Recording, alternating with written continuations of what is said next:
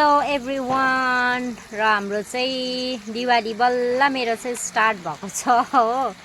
घरमा आएर यहाँ आमाले चाहिँ सेलरोटी पोल्नु हुँदैछ आगोमा। यहाँ आमा हुनुहुन्छ। यी सेलरोटी चाहिँ यति भयो। अगाडि एक कार्टुन चाहिँ पोलेर अघि राख्नु गइसक्यो र अझै फेरि पोल्नु हुँदैछ, देख्न सक्नुहुन्छ गाइस। र मलाई चाहिँ पोल्नु जान्दिनँ, यहाँ आमालाई सिकाइ माग्दैछु। बल्ल रोटी पोलेर सक्नु आँट्नु भएको छ आमाले। हजुरहरूलाई देखाउँछु है गाइस, यहाँ हेर्नुहोस् है हाम्रो आमाले पोल्नु भएको रोटी कस्तो भएको छ।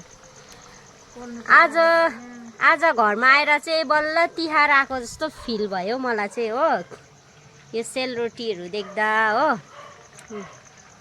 हेर्नुहोस् है गाइस, हाम्रो चाहिँ यस्तो भएको छ हो। अलिअलि चल्दो मिल्दो रोटी। कस्तो रोटी रे? स्पेसली त भएन अब।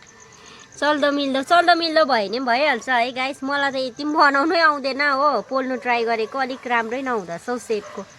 बिग्रियो भनेर चाहिँ आमाले आफै पोल्छु भन्नुभयो कि।